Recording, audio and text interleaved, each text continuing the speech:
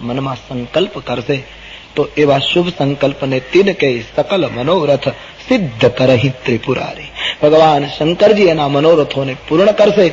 આટલો આશીર્વાદ આપી કિષ્કિંધા કાંડની સમાપ્તિ કરી. ઇતિ શ્રી રામચરિતમાનસે સકલ કલિકલુષ વિધ્વંસને વિમલ વૈરાગ્ય સંપાદનો ચતુર્થ સોપાન કિષ્કિંધા કાંડ સમાપ્ત. શ્રી સીતારામચંદ્રાર્પણમસ્તુ. બોલો રામચંદ્ર કાયેન વાચા મનસેન્દ્રિયેર્વા બુદ્ધ્યાત્મના વા પ્રકૃતે સ્વભાવાત કરોમિ યદ્યત સકલમ પરસ્મૈ નારાયણાયેતિ સમર્પયામ. પ્રભુ ચરણારવિંદમાં ચોથું પુષ્પ સમર્પિત કરીને રામચરિતમાનસનું 5મું સોપાન સુંદરકાંડ એનો આરંભ કરીએ તે પહેલા कुछ समय के लिए संकीर्तन. राम राम सीताराम राम. सब गाइए. राम राम सीताराम राम राम राम राम सीताराम राम राम राम सीताराम राम राम राम सीताराम राम राम राम राम सीताराम राम राम राम राम सीताराम राम राम राम राम. રામચરિતમાનસનું 5મું સોપાન સુંદરકાંડ. સુંદરકાંડ એ મહાત્માઓની ઉપાસનાનો કાંડ માનવામાં આવ્યો છે. સુંદરકાંડમાં વૈસે તો કિષ્કિંધા કાંડથી જ હનુમંત ચરિત્રનો આરંભ થાય છે, પણ સુંદરકાંડમાં એક એક ચોપાઈઓને મહાત્માઓ ખૂબ દિવ્ય રીતે જુએ છે. પ્રત્યેક ચોપાઈઓમાં હનુમાનજીની તેજસ્વીતા ભરેલી છે. સુંદરકાંડ માટે એક વાક્યમાં કહેવું હોય તો એમ કહી શકાય કે સુંદરકાંડનું પઠન, સ્મરણ, ચિંતન, એનો સ્વાધ્યાય એ મારા ને તમારા જીવનના દરેક કાંડોને સુંદર બનાવી દેશે. પછી જીવનનું બચપણ હોય, કુમાર અવસ્થા હોય, યુવાવસ્થા હોય, પ્રૌઢતા હોય, વૃદ્ધાવસ્થા હોય, ગમે તે સ્થિતિ હોય, જીવનના એક એક કાંડને સુંદર કાંડ બનાવવા માટે રામચરિતમાનસના સુંદરકાંડને ખૂબ પ્રેમથી ગાઓ. બડી શક્તિ હૈ. સુંદરકાંડની એક જુદી જ પ્રતિષ્ઠા છે. હનુમાનજીનો કાંડ માનવામાં આવે છે. એ કાંડનો પ્રારંભ તુલસીદાસજીએ કર્યો. શાંતમ શાશ્વત પ્રમેય મનગમ નિર્વાણ શાંતિ પ્રદમ બ્રહ્મા શંભુ ફણીન્દ્ર સેવ્ય મનીષ વેદાંત વૈદ્યમ વિભુ રામાખ્યમ જગદીશ્વર સુરગુ માયામનુષ હરિ વંદેહં કરુણાકર રઘુવર ભૂપાલ ચૂડામણી. પ્રથમ મંત્રમાં પ્રભુની સ્તુતિ કરી. અત્યાર સુધી તુલસીદાસજી વૈસે સ્પષ્ટ રૂપ સે માંગણી નથી મૂકતા, પણ સુંદરકાંડના મંગલાચરણમાં હનુમાનજીનો કાંડ છે, પોતાના ઈષ્ટ આરાધ્યનો કાંડ છે, અને તેથી જેના દ્વારા રામની પ્રાપ્તિ થઈ છે એ ચરિત્રના કાંડમાં ભગવાનની પાસે તુલસીદાસજીએ એક માંગણી રજૂ કરી. નાન્યા સ્પૃહા રઘુપતે હૃદયસ્મદીયે. પણ શરૂઆત એમ કરી, બીજી કોઈ ઈચ્છા નથી. અને જો ખોટું કહેતો હોઉં તો મહારાજ તમે હૃદયની વાત જાણો છો, કારણ કે તમે અખિલાંતરાત્મા છો.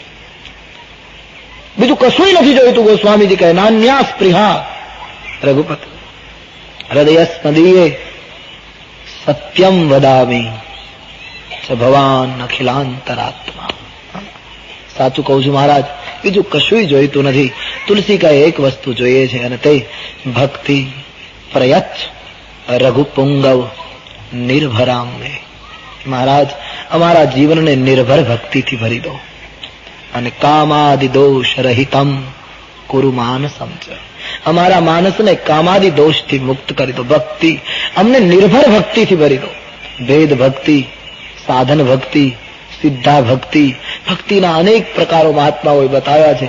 એમાં હનુમાનજી જે માંગણી કરે છે, રામજી તુલસીદાસજી જે માંગણી મૂકે તે નિર્ભર ભક્તિની વાત છે. અમને નિર્ભર ભક્તિ આપો. મહાત્માઓએ કહ્યું છે નિર્ભર ભક્તિ એટલે જીવ પ્રભુને યાદ તો કરે, પણ કદાચ જીવ પ્રભુને યાદ કરવાનું ભૂલી જાય. પણ નિર્ભર ભક્તિની પ્રાપ્તિમાં પ્રભુ જીવને યાદ કરે. તુલસીદાસજી કહે ગમે તેમ તો અમે જીવ છીએ, ક્યારેક અમારા સ્મરણમાં ગેપ પડી જવા સંભવ છે, તો પ્રભુ તું અમને યાદ કરજે. કેટલી મોટી વાત છે.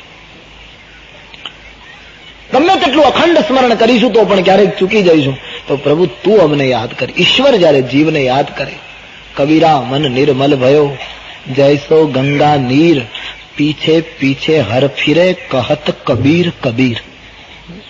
હવે મારે ભગવાનને પુકારવાનો નથી. કબીર કહે મારી પાછળ શંકર ભગવાન દોડે છે, કબીર કબીર કહીને મને પુકારે. ઈશ્વર જીવનું સ્મરણ કરે.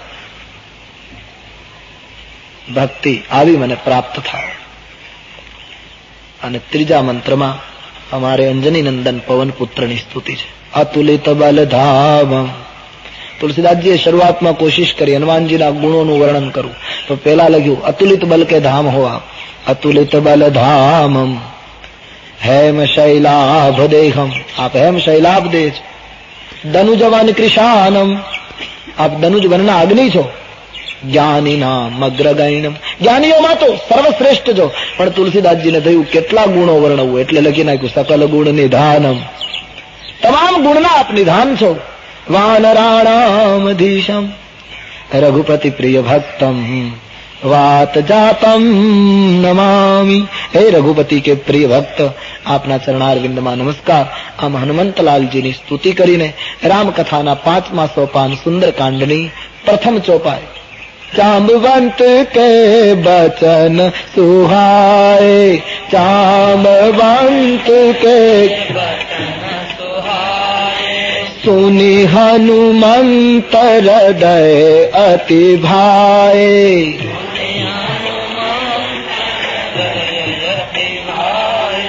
तब लगी तुम परख सुमोहि भाई, तब लगी सही दुख कंद मूल फल खाई, सही दुख कंद मूल फल. જામવંતના વચન સાંભળી હનુમાનજીના હૃદયમાં ખૂબ ગમ્યું, અને હવે હનુમાનજી મહારાજ યાત્રાની તૈયારી કરે એ વખતે તમામ મિત્રોને એક સૂચના આપે છે કે ભાઈઓ, તમે ત્યાં સુધી મારી પરીક્ષા કરજો જ્યાં સુધી હું ભગવતી સીતાજીના સમાચાર લઈને પાછો ના આવું. ત્યાં સુધી તમારે અહીં નહીં રહેવાનું છે.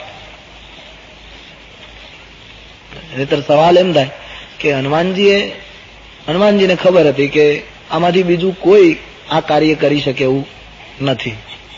પણ હનુમાનજીને પણ ખબર છે કે બધાએ પોતપોતાનું બળ ભાગ્યું છે. હું ત્યાં જાઉં અને હું કદાચ લંકામાં ફસાઉં તો મને કોઈ મદદ કરવા આવી શકે એવું પણ અહીંયા છે નહીં.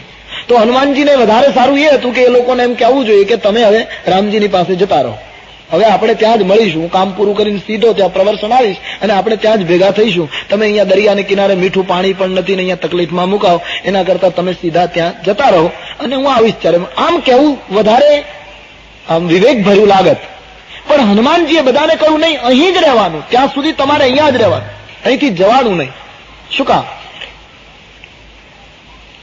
હનુમાનજી એમ માને છે કે તમે અત્યારે રામ પાસે જતા રહો અને હું લંકા જઈને એકલો સીતાજીની તલાશ લઈ રામ કાર્ય કરીને આવું તો યશ મને એકલાને મળે. હું ઈચ્છું છું રામ કાર્ય કરીને આવું, પછી આપણે બધા સાથે જઈએ. યશ બધાને મળવો જોઈએ. સબહિ માન પ્રદ આપુ અમાન, આ સંતનું લક્ષણ છે. ભગવાન રામજી ભરतजी को कहते हैं, ભરતજી મારા સંતનો સ્વભાવ છે. સબહિ માન પ્રદ આપુ અમાની. યશ બધાને વેચાઈ જવું જોઈએ. તમે ભલે ત્યાં સુધી નથી પહોંચી શકતા, પણ ભાવથી કે કુભાવથી, નૈરાશ્યથી કે વિશ્વાસથી તમે કમસે કમ દરિયા સુધી તો પહોંચ્યા છો. એ પણ તમારી યાત્રા છે. માટે ભગવત કાર્ય કરીને જયારે હું આવું, પછી આપણે બધા સાથે રામજીની પાસે જઈએ અને રામ કાર્યનો યશ બધાને મળવો જોઈએ. આનું નામ ભગવદ ભક્તનો સદગુણ છે.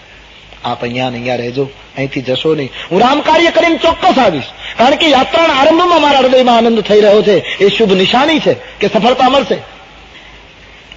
કોઈએ જવાનું નથી. અને એક કડક સૂચના હનુમાનજી આપી, કોઈએ ભૂખ્યા રહેવાનું નથી.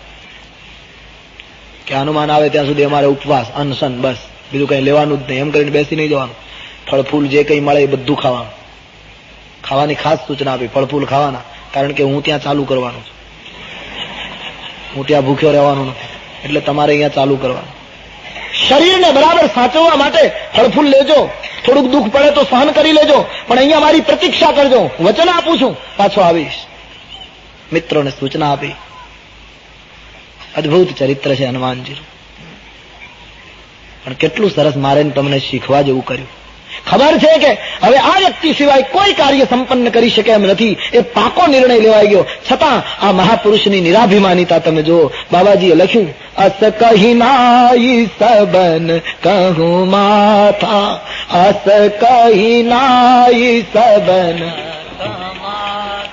ચલેવું હરસિહિય ધરી રઘુનાથા, ચલેવું હરસિહિય ધરી રઘુનાથ. એક એક વ્યક્તિને હનુમાનજી વંદન. ધન્ય છે મારુતિ કો. હા, બધાને પગે લાગે. નાના નાના વાનરને હનુમાનજી વંદન કરે. હું પ્રભુનું કામ કરવા જાઉં છું, મને આશીર્વાદ આપો.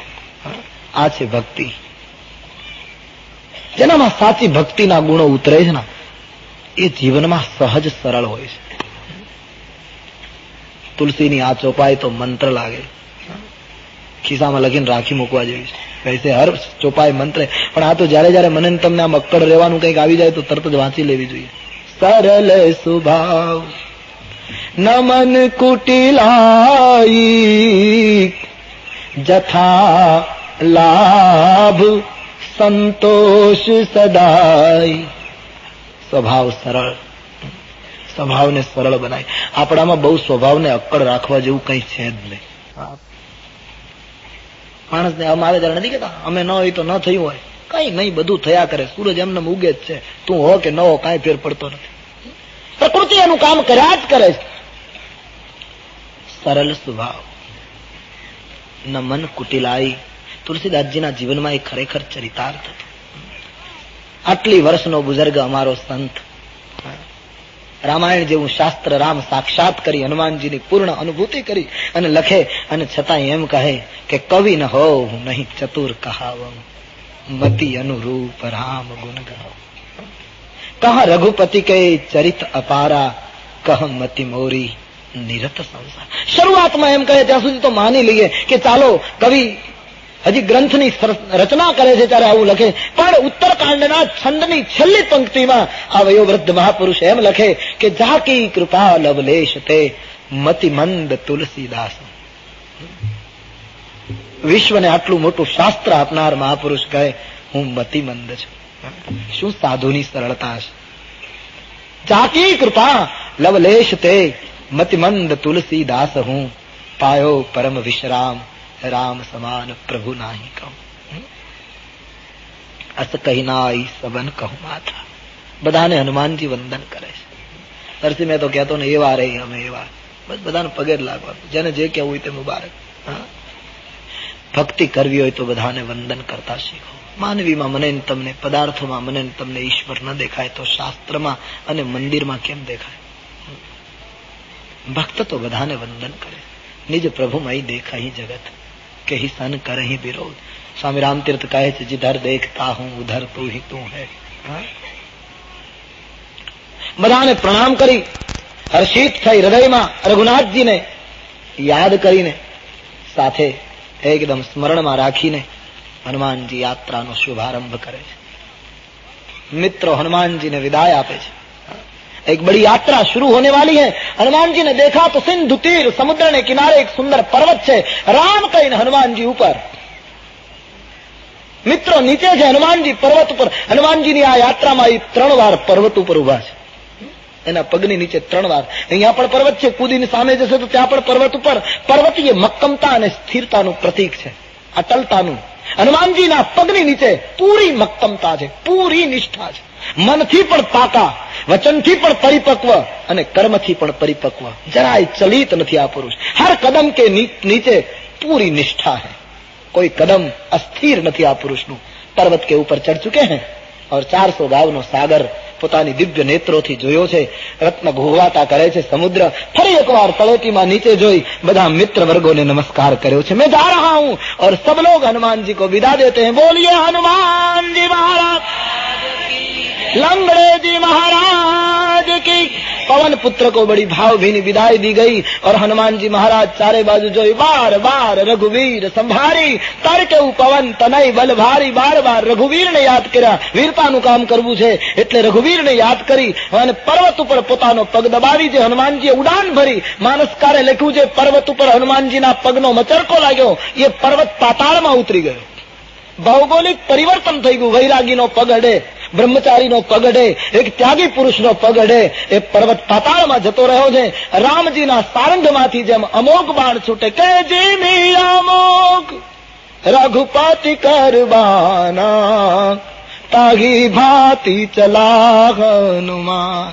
ત્યાં તો જલનિધિ રઘુપતિ દૂત બિચારી અંતે મેં ના કહો હું શ્રમઘાત. હનુમાનજી મહારાજ રામજીના બાણની સમાન એકદમ યાત્રાનો આરંભ, ઉડાન શરૂ.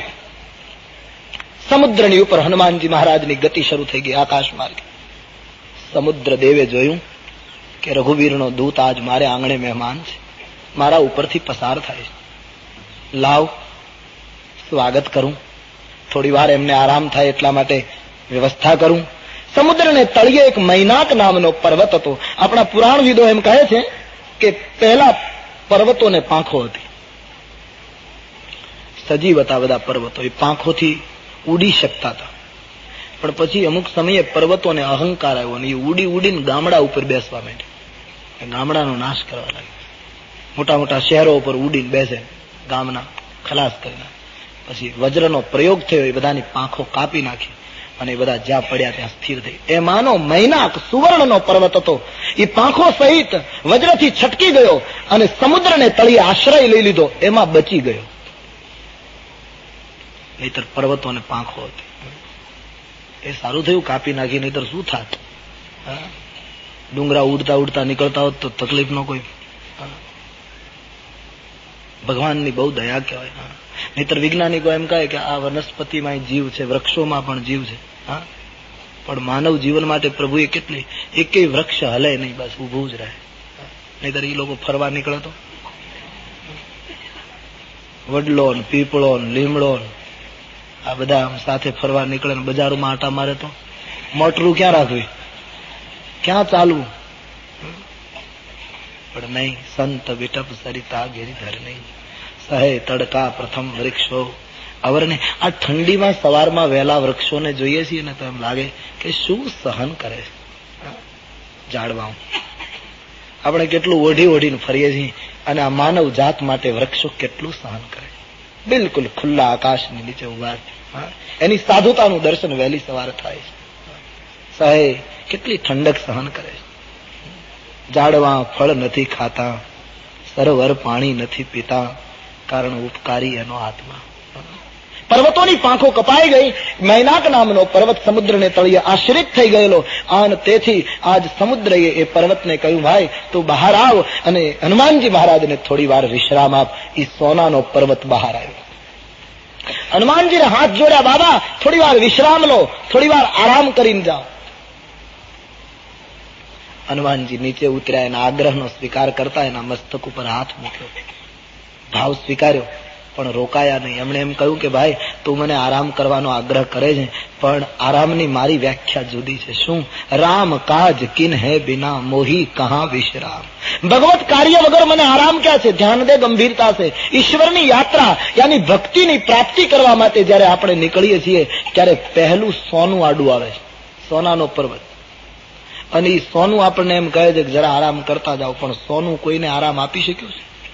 જેનું વધ્યું એનો આરામ જતો રહ્યો, જેનું સુવર્ણ વધ્યું એની ઊંઘ જતી રહી. સુવર્ણ આરામ નથી આપી શકતું. કાં તો સુવર્ણ વધ્યું ત્યાં આગ લાગી છે, કાં તો સુવર્ણ વધ્યું એને દરિયામાં ડૂબવું પડ્યું છે. લંકાને આગ લાગી, દ્વારકા ડૂબી ગઈ. કોઈ સાહિત્યકારે બહુ સરસ શોધી કાઢ્યું કે જે શબ્દની પાછળ કા લાગે ત્યાં સોનું બહુ હોય. લંકા પુષ્કળ સોનું, દ્વારકા પુષ્કળ સોનું, અમેરિકા પુષ્કળ સોનું, આફ્રિકા જેની પાછળ કા આવે છે ત્યાં પુષ્કળ સમૃદ્ધિ રહી છે અને તેથી અસ્થિરતા પણ રહી છે.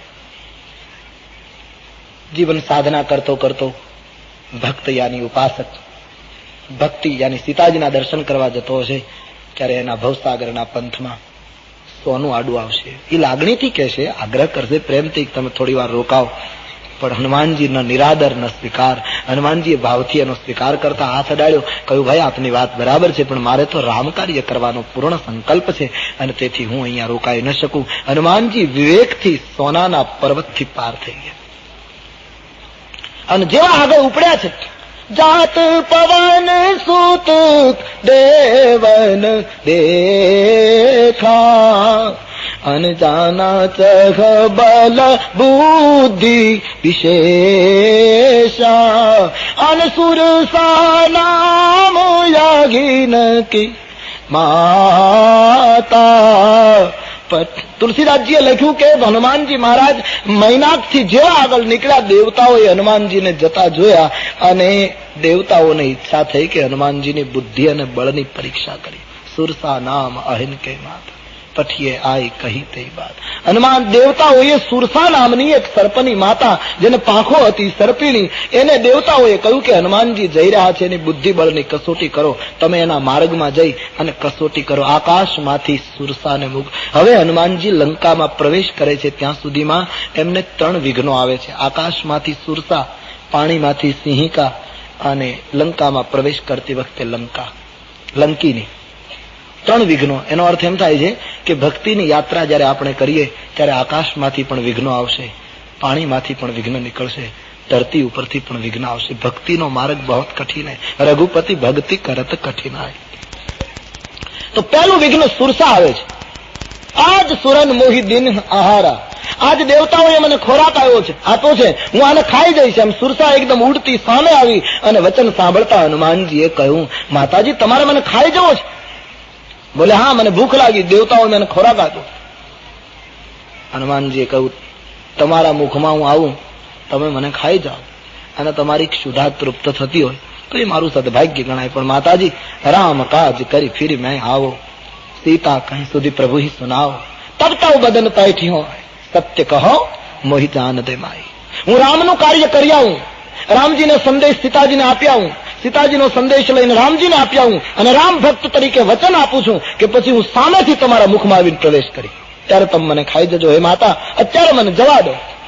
સુરસાએ કહ્યું, શું ભરોસો તું આવે કે ના આવે, મને તો અત્યારે ભૂખ લાગી અને હું તો સર્પની માતા, મને ભૂખ લાગે ત્યારે હું મારા બચ્ચાને, મારા ઈંડાને ખાઈ જાઉં, હું તને છોડું? હનુમાનજી કહું, માં જવા દો, ભગવત કાર્ય અટકે. બોલે નહીં, મને ભૂખ લાગી. ઘણો યત્ન હનુમાનજીએ કર્યો છતાં સુરસાએ જવા ન દીધા. ત્યારે તુલસીદાસજીએ લખ્યું કે હનુમાનજીએ કહ્યું, સારું તો મને ગળી જાઓ, મેં ખડા હું. હનુમાનજીને પકડી લેવા માટે, ખાઈ જવા માટે, જો જન ભારી તેગી બદન પસારા, ચાતો કપે તનુ કીન દુગુન ભી સારા, સો રહા જો જન મુખ તે ઠય.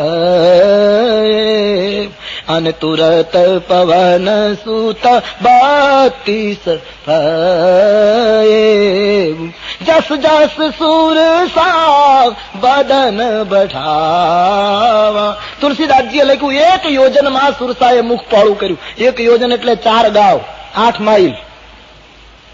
4 ગાંવમાં મુખ પહોળું કર્યું. કેટલી શક્તિ છે હનુમાનજીને ગળી જવા માટે. હનુમાનજીએ રામનું સ્મરણ કરી અને સુરસાની સામે 8 ગાંવનું શરીર કર્યું. આ તો सिद्धि हो के आचार्य है, अष्ट सिद्धि नवनिधि के वो दाता है, दे सकते हैं. उसके पास कितनी होगी? 8 ગાંવનું શરીર મોટું કર્યું. સુરસાને થયું કે આ કઈ સામાન્ય નથી, એટલે સુરસાએ 16 યોજન મુખ પહોળું કર્યું. 64 ગાંવ. તો તુરત પવન સુત 32 ભયવું. હનુમાનજી 32 યોજન 128 ગાંવ. જેમ જેમ સુરસા મુખ પહોળું કરે એમ હનુમાનજી પોતાનું શરીર વધારતા જાય. હનુમાનજી સુરસાની સાથે લડતા નથી. નહીતર મુષ્ટિકાનો પ્રહાર કરીને મારી નાખ્યો હોત તો ચાલતે. અથવા તો મુઠભેડ કરી પણ અડ્યા જ નહીં, દૂરથી શરીર વધારે. પેલી મુખ પહોળું કરે પોતે શરીર વધારે. તુલસીદાસજી કહે ભક્તિના માર્ગમાં વિઘ્ન કોઈ આવે, કોઈ સ્પર્ધા કરવા આવે, કોઈ તમને અટકાવવા આવે તો એની સાથે ટક્કર ન કરશો. એ ગમે તેટલું તમારી પ્રતિભાને તોડવા માટે, તમને પકડી લેવા માટે કોશિશ કરે તો તમારું ભજન ડબલ કરી નાખો. તમારા વ્યક્તિત્વનો વિકાસ કરતે જાઓ. હા, લડાઈ કરવામાં સમય બરબાદ ન કરો, ભજન વધારો, अपने आप संघर्ष खत्म हो जाएगा. જેમ જેમ અડ્યા જ નથી હનુમાન, જેમ જેમ પહેલી મુખ પહોળું કરે હનુમાનજી उसके दुगुने हो जाते थे. साधना વધારો, બંદગી વધારો, खतरा अपने आप टलता जाएगा. તુલસીદાસજી કહે જેમ જેમ સુરસા મુખ પહોળું કરે હનુમાનજી શરીર વધારે. એક ક્ષણ એવી આવી સત જો જન તે આનંદ કિન્હા. સુરસાએ 400 ગાંવમાં મુખ પહોળું કર્યું. હવે સમુદ્ર 400 ગાંવનો લખ્યો છે, એમાં એ 400 એ જે સમુદ્ર હતો એ 400 ગાંવમાં મુખ પહોળું કર્યું. આખો દરિયો જાણે ઢંકાઈ ગયો. હનુમાનજી વિચાર કરે કે આ 400 ગાંવની થઈ, હું રામની કૃપાથી 800 ગાંવનો થઈ શકું, પણ 800 ગાંવનો થઈશ તો ઉભા રહેવા માટે એટલી જગ્યા તો જોઈએ ને. 800 ગાંવનો થઈશ તો એક પગ આમનામ રામ પાસે જશે ને એક પગ આમનામ લંકામાં જશે. રામજી તો સમજી જશે, પણ લંકાવાળા વિચાર કરશે કે આ સીધો પગ કોનો આવ્યો, એને અકળામણ થશે. અને આ સંઘર્ષનો અંત નહીં આવે. કદાચ એ મારા કરતા પાછી ડબલ થાય, હું વળી ડબલ થાવ. હું કઈ હરીફાઈ કરવા નથી નીકળ્યો, મારે કોઈની સાથે સ્પર્ધા નથી કરવાની. મારે તો એન કેન પ્રકારેણ માં ભગવતી સીતા સુધી પહોંચવું છે. મારે તો ભક્તિ કો પ્રાપ્ત કરવાની. એકદમ નાનકડું એવું રૂપ લઈને, નાના બનીને કે મોટા બનીને કમસે કમ ખતરાને પાર કરી મારે સીતા સુધી પહોંચવું છે. એકદમ નાનકડું એવું રૂપ લઈ સુરસાના મુખમાં હનુમાનજી પ્રવેશ કરી. આખા મુખમાં ચક્કર મારી હનુમાનજી બહાર નીકળ્યા. હું આપના મુખમાં જી આવ્યો, તમે મને ખાઈ લીધો કહેવાય. હવે જાઉં. સુરસા હનુમાનજીનું બુદ્ધિ કૌશલ્ય જોઈ પ્રસન્ન બની ગયા. દેવતાઓએ મને જે માટે મોકલી હતી એ બુદ્ધિ બલ મર્મ મેં જાણી લીધો. હનુમાનજી મારો આશીર્વાદ છે. રામ કાજ સબ કરી હું તુમ બલ બુદ્ધિ નિધાન. આશીષ દે સુરસા ચલી ને હર્ષી ચલે. હનુમાન તમારાથી રામનું કાર્ય બધું પૂર્ણ થશે. તમે બળ બુદ્ધિના નિધાન છો. સુરસા આશીર્વાદ આપીને જતી રહી છે. બસ વ્યક્તિત્વને માણસ વધારે, બંદગી વધારે, ખતરો ટળી જશે. અને પછી હનુમાનજી આગળ ગયા તો માનસના મંતવ્યો છે. માનસકારો કહે છે કે એની ગતિ રૂંધાવા લાગી. હનુમાનજી કહે હું આટલી ઝડપથી જઈ રહ્યો છું, મને કોણ અટકાવે? સામે તો કોઈ નથી, પાછળ કોઈ નથી, આ તરફ કોઈ નથી, આ તરફ. ઉપર જોયું તો અવકાશ છે, નીચે જોયું તો હનુમાનજીને થયું ઓહ, કોઈએ મારા ઉપર તાંત્રિક પ્રયોગ કર્યો. સમુદ્રની અંદર સિંહિકા નામની એક રાક્ષસી હતી. એ રાક્ષસી આકાશમાં કોઈ પંખી ઉડે તો તાંત્રિક પ્રયોગ કરી એના પડછાયાને દબાવતી. પેલું પંખી એકદમ ગુરમી ખાઈ નીચે પડે અને પછી જળ ઉપર પડેલા પંખીને ખાય અને પોતાનું ઉદર તૃપ્તિ કરતી. આ રાક્ષસીએ હનુમાનજીના ઉપર તાંત્રિક પ્રયોગ કર્યો. બસ પડછાયા પકડવા, આ એની વૃત્તિ. ભક્તિનું બીજું વિઘ્ન છે. આ પાત્ર બહુ ખતરનાક છે. प्रत्येक व्यक्ति के जीवन में ये पात्र निर्मूल हो जाए तो राम राज्य आ जाए. સિંહિકા નામની રાક્ષસી, મૂળ રાક્ષસી, એને ધરતી ઉપર રહેવું જોઈએ. જીવ ધરતીનો પણ રહે છે દરિયામાં. આ પહેલી વિચિત્રતા. દરિયામાં રહે છે, ભલે રહે, પણ દરિયામાં જેટલા જીવ છે જળચર એમાંથી એકેયને નથી ખાતી. આકાશમાં ઉડે એને જ ખાય છે. જીવ ધરતીનો, રહેવું દરિયામાં, ખોરાક આકાશનો. આટલી વિચિત્ર. તુલસીદાસજીના ચિંતકો કહે આ ભક્તિનું બીજું વિઘ્ન એ ઈર્ષા છે.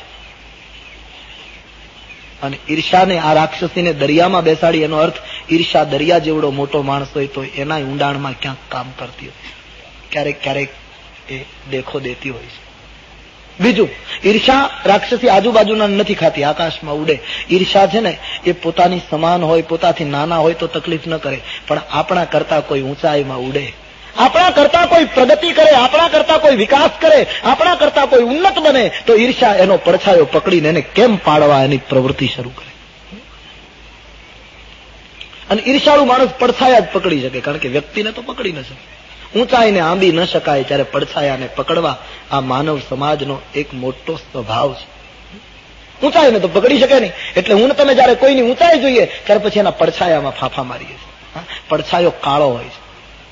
હનુમાનજી તો કંચન બરન હૈ, પણ પડછાયો હંમેશા કાળો હોય છે. ઈર્ષાળુ માણસ હોય ને એ કાળું જ પકડે, ઉજ્જવળતાને પકડી શકતા જ નથી. ઈર્ષા કરનારા હંમેશા કાળું ક્યાં છે એને શોધે છે. સફેદ કાગળમાં આખો સફેદ હોય, પણ એક કાળું ટપકું હોય તો પહેલી દ્રષ્ટિ ત્યાં જાય, બાકી ચારો બાજુ સફેદી. પણ હનુમાનજીની જે કાળાશ છે એ તો એના રોમ રોમમાં રામ બેઠા છે, એની શામતા છે. જેવી હનુમાનજીના પડછાયાને દબાયો, હનુમાનજી મહારાજને થયું કે આને જીવતી ન રખાય, તો ભક્તિ થાય જ નહીં. એકદમ ગુરમી ખાય મારુત નંદન નીચે મુષ્ટિકાનો પ્રહાર કરી તાહી મારી, તુલસીદાસજી કહે મારી નાખી. ઈર્ષા નિર્મૂલ થયા વગર સાગરનો કિનારો આવતો નથી. तुलसीदास बड़े अनोखे निर्णय आप देते हैं कि जेवी राक्षसी ने मारी અને તુરત જ બહારથી લાંઘી ગયો ઉમતી ધીરા. તુરત જ યાત્રાનો અંત આવી ગયો. ઈર્ષા નિર્મૂળ થાય છે, પછી સાધક કિનારે પહોંચી જાય, લક્ષ્યની એકદમ નજીક પહોંચી જાય. ઈર્ષાને મારી હનુમાનજી સાગરને કિનારે લંકાની ભૂમિ ઉપર પહોંચી ગયા છે. સુંદર બાગ બગીચાઓ છે, ભમરાઓ ગુંજન કરે છે. એક પર્વત ઉપર હનુમાનજી ચડ્યા છે. પર્વત ઉપર ઉભા રહી એમણે લંકાનું દર્શન કર્યું. કનક કોટ ખચિત્ર મણિકૃત સુંદરા યતના ઘના. બાબાજી લખે સોનાનો કિલ્લો છે. હનુમાનજીને થયું કે આ માણસ છે બુદ્ધિશાળી રાવણ, કારણ કે એમણે કિલ્લો સોનાનો કર્યો. દુનિયામાં બધા કિલ્લા તૂટે, સોનાના તોડવા બહુ કઠિન. સોનાના કિલ્લા, સુવર્ણની કિલ્લાબંધી મોટા મોટા ત્યાગીઓ પણ તોડી શકતા નથી, અને ભક્તિ સુધી પહોંચવા માટે તો સુવર્ણના કિલ્લા તોડવા પડે. હનુમાનજીએ જોયું મલ્લ યુદ્ધ થઈ રહ્યું છે, મદિરાપાન થઈ રહ્યું છે, ભક્ષણ થઈ રહ્યું છે. બન બાગ ઉપવન વાટિકા સરકૂપ વાપી સોહી નર નાગ સુર ગંધર્વ કન્યા રૂપ મુનિ મન મોગી. લંકાની ભીષણતા, એની રમણીયતા, એનો વૈભવ, એનો વિલાસ. હનુમાનજી આ બધું જોયું છે. ચારે બાજુ લંકાની ચોકીદારો પૂરી કડક બંદોબસ્ત છે, ચોકીદારો ચોકી કરે છે. લંકાની ચારે બાજુ રક્ષકોને જોઈ હનુમાનજીએ વિચાર કર્યો કે રાત્રિ પડે, અંધકાર થાય, પછી નાનકડું એવું રૂપ લઈને લંકામાં પ્રવેશ કરું, કારણ કે ચોકીદારો પુષ્કળ છે. પૂર રખવારે દેખી બહુ કપી મન કિનહ વિચાર. પર્વત ઉપર ઉભા રહીને હનુમાનજી વિચાર કરે છે. ચારે બાજુ ચોકીદારો છે. રાત્રિ પડે પછી જાઓ. હનુમાનજી ચૂપચાપ વિચાર કરે છે. અને કોઈ માણસ એકલા શાંતિથી કોઈ નિર્ણય કરવા માટે કોઈ વિચાર કરતા હોય તો વ્યવહાર ધર્મ એમ કહે છે કે એના વિચારોમાં વિક્ષેપ ન કરાય. એટલે હનુમાનજી મહારાજ અત્યારે વિચાર કરે છે. એને કહીએ બાबा 3 વાગ્યા સુધી आप विचार करते रहें, बाद में प्रवेश की योजना करेंगे. बस इन शब्दों के साथ अब का प्रवचन समापन कर रहा हूँ. बड़े भाव और प्यार से बोलिए बोलो रामचंद्र भगवान की, श्री बाल कृष्ण लाल की, सद्गुरुदेव की. ओम नमः पार्वती पतये हर हर महादेव.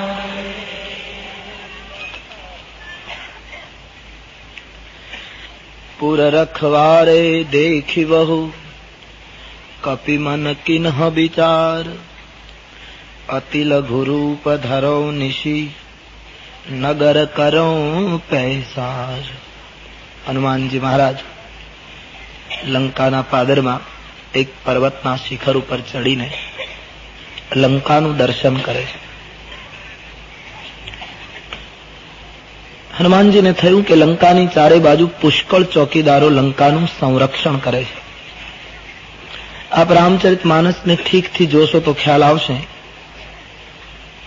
અયોધ્યા અને જનકપુર આ 2 નગરીમાં બહુ ચોકીદારનું વર્ણન તમને નહીં દેખાય કે એ નગરીઓનું સંરક્ષણ ચોકીદારો દ્વારા થઈ રહ્યું છે, સશસ્ત્ર પહેરો છે, એવું ક્યાંય નહીં દેખાય. ત્યારે લંકાની ચારે બાજુ ખૂબ જ કડક બંદોબસ્ત છે.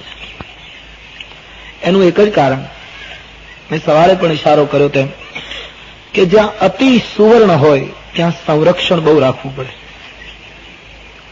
ત્યારે અયોધ્યા, સમૃદ્ધિ તો અયોધ્યા હોય પુષ્કળ હતી, પણ અયોધ્યાની સમૃદ્ધિમાં, અયોધ્યાના સુવર્ણમાં સમર્પણનો સિદ્ધાંત હતો. ત્યાગનો અને અર્પણ કરવાની વાત હતી. અયોધ્યા સુવર્ણ જ આપે એમ નહીં, સંસ્કૃતિ માટે, સત્ય માટે, આ દેશની અસ્મિતા માટે અયોધ્યાની સંસ્કૃતિ રાજકુમાર રામને પણ એક મહાત્માને સોંપી દે. એટલે ત્યાં કોઈ ચોકીદારની વ્યવસ્થા નથી. જ્યાં ત્યાગ જ હોય, જ્યાં આપવાનું જ હોય, ત્યાં કોઈ સંરક્ષણની જરૂર નથી. લંકા અતિ સુવર્ણ ભેગું થયું છે અને સમર્પણ નથી, અપહરણ છે, બીજાનું આંચકી લેવાની વૃત્તિ છે. એટલે ત્યાં બહુ ચોકી પહેરો રાખવો પડે. જે જગ્યાએ સુવર્ણમાં આ વૃત્તિ આવે ત્યાં બંદોબસ્ત રાખવો પડે છે. હનુમાનજી વિચાર કરે, આટલા બધા ચોકીદારોમાં રાત્રિ પડે, અંધકાર થાય, પછી નાનકડું એવું રૂપ લઈને લંકામાં પ્રવેશ કરો. લોકો ચર્ચા કરે છે, પ્રશ્ન પણ પૂછતા હોય છે કે હનુમાનજીએ લંકામાં પ્રવેશ કરવાનો વિચાર રાત્રિના કેમ કર્યો? એ પહોંચ્યા હતા દિવસના. આપણે વિદેશ જઈએ પહેલી વાર તો આપણા મનમાં સ્વાભાવિક એમ હોય કે આપણે વિદેશની ભૂમિ ઉપર દિવસ દરમિયાન લેન્ડ થઈએ, જેથી કરીને આપણે પહેલી વાર પરદેશ જતા હોઈએ તો આપણને સારું પડે. હનુમાનજી વિચાર કરે, હું લંકામાં પ્રવેશ રાત્રિ ના કરું. શું કામ? દિવસના વધારે સારું પડતે?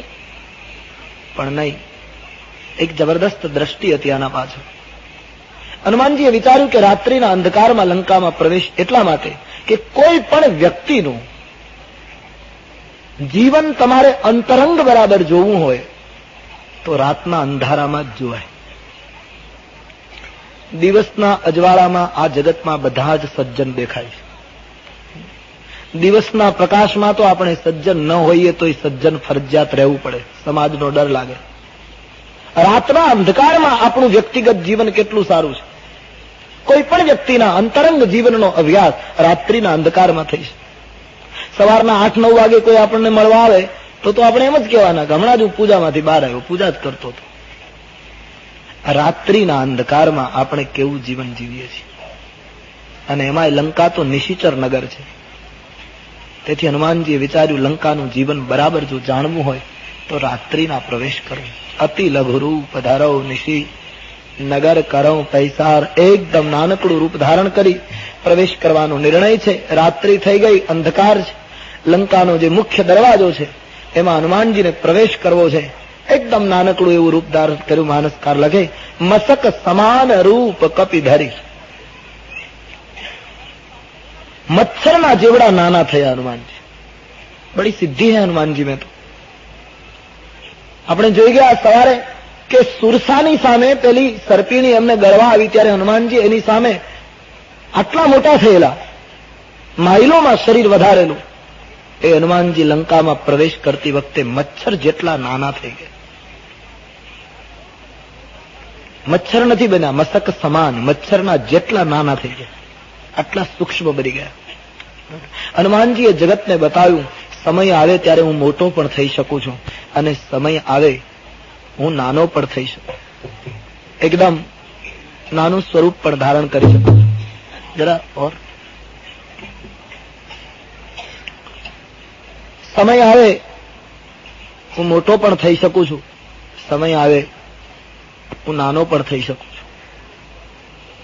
નહીતર સમાજમાં ઘણી વખત એવું બને છે કે એકવાર મોટાઈ મળ્યા પછી નાના થવું બહુ મુશ્કેલ છે. હનુમાનજીએ જગતને બતાવ્યું, હું પ્રભુતાને પચાવી શકું છું અને લઘુતાનો નિર્વાહ પણ કરી શકું છું. ભક્તિ સુધી જેને પહોંચવું હોય એનામાં આ કળા હોવી જોઈએ. સીતા સુધી પહોંચવું હોય એનામાં આ એક કુશળતા હોવી જોઈએ. તો એકદમ મચ્છર જેવા નાના બનવું, એનો અર્થ સમય આવે એકદમ નાના બની જવું. ઘણા લોકોને આમાં સિદ્ધાંત દેખાવાને બદલે સવાલ ઉઠે છે. ઘણા લોકો પ્રશ્ન કરે કે હનુમાનજી મચ્છર જેવડા નાના થયા તો વીંટી ક્યાં રાખી? મુદ્રિકા રામજી આપી હતી, એનું શું થયું? ઘણાને આ ચિંતા છે. સિદ્ધિનો પ્રયોગ છે. હનુમાનજી મહારાજે જયારે શરીર મોટું કર્યું ત્યારે એ મુદ્રિકા એના પ્રમાણમાં મોટી થઈ હતી, આભૂષણો. હનુમાનજી મચ્છર જેવડા નાના થયા છે ત્યારે મુદ્રિકા એના પ્રમાણમાં નાની થઈ ગઈ છે.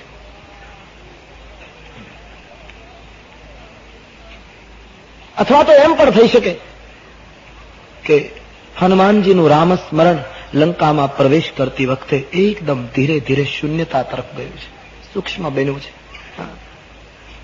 જે ખૂબ જ રામમય એ ધીમે ધીમે અંતર્મુખ એકદમ અંદર ભીતર રામ સ્મરણ સૂક્ષ્મ થઈ ગયું છે. લંકામાં પ્રવેશ કરતી વખતે ભીતરી સ્મરણ અતિ કોઈને ખબર ન પડે એમ ચાલુ થયું છે. છતાંય ગળે ના ઉતરે તો આ કથા કઈ કળયુગની નથી, ત્રેતાયુગની છે. અત્યારે આપણે રામેશ્વરમ તરફ જઈએ તો ત્યાં ગુજરાત કરતા મચ્છર મોટા થાય છે. અત્યારે પણ ત્યાં 1-1 ઇંચના મચ્છર થાય છે. તો મને એમ લાગે છે લંકામાં એ વખતે ત્રેતાયુગમાં ફૂટના મચ્છર થતા હશે. કારણ કે રાક્ષસોની સાઈઝ પ્રમાણે મચ્છર હોવા જોઈએ ને. રાક્ષસો જો આટલા મોટા હોય એ વખતે તો એને કરડનારા અત્યારે આપણી 5 ફૂટની ઊંચાઈ હોય તો એ નાના એના આપણા શરીર પ્રમાણે મચ્છર. તો રાક્ષસો માઇલ લાંબા હોય, આટલા મોટા શરીરોનું જો વર્ણન આવતું હોય તો એની સાઈઝ પ્રમાણે મચ્છર હશે. એટલે ફૂટ 2-2 ફૂટના મચ્છર થતા હશે. એ વખતે વીંટી રાખવાનો કોઈ પ્રશ્ન નહીં ઉઠ્યો હોય. એમ છતાંય ગળે ન ઉતરે તો પ્રભુ મુદ્રિકા મેલી મુખ માહી, જલદી લાંઘી ગયો અચરજ નાહી. આપણે સવારે જોયું રામ નામ અંકિત મુદ્રિકા મુખમાં હતી. મુદ્રિકા એના પ્રમાણે આપણે ભરત ભેટના પ્રસંગમાં જોઈ ગયા કે ઈશ્વર અને ઈશ્વરની વસ્તુઓ બધી ચેતન હોય છે. આ મુદ્રિકા શ્રી સીતાજીની જે રામ પાસે હતી એ છે. એ આ હનુમાનજી જયારે નાના થયા ત્યારે એ પ્રમાણમાં સૂક્ષ્મ બની હશે. અને હનુમાનજી મહારાજ જ્યાં લંકાના મુખ્ય દ્વારમાં પ્રવેશ કરવા ગયા ત્યાં હનુમાનજીની યાત્રાનું ત્રીજું વિઘ્ન જે ધરતી ઉપરથી, એક વિઘ્ન આકાશમાંથી, એક વિઘ્ન પાણીમાંથી આવ્યું જે જોઈ ગયા. હવે ત્રીજું વિઘ્ન લંકીની નામની એક રાક્ષસી જે લંકાની ચોકી કરે છે, એકદમ હનુમાનજીને અટકાવે છે. ક્યાં જાય છે? તું આના કરતા સૂક્ષ્મ બને તો પણ લંકાના ચોકીદારને તું ધોખો ના આપી શકે. હું લંકાના ચોરને જ ખાઉં છું, ચોર સિવાય હું કોઈને ખાતી નથી. આમ કહીને લંકીની નામની રાક્ષસીએ હનુમાનજીને અટકાવી દીધું. રાવણનો બંદોબસ્ત કેટલો મક્કમ હશે આના ઉપરથી સાબિત. આટલું સૂક્ષ્મ રૂપ લઈને હનુમાનજી પ્રવેશ કરતા હતા તો પણ એને પકડી લીધા.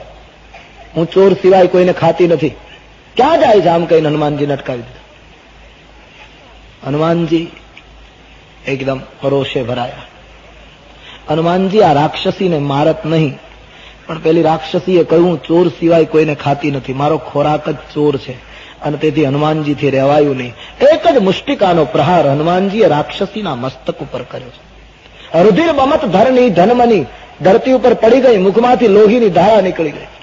હનુમાનજીએ આ રાક્ષસીની મસ્તક ઉપર મુષ્ટિકાનો પ્રહાર કર્યો. એનું કારણ રાક્ષસી એમ બોલી કે હું ચોર સિવાય કોઈને ખાતી નથી.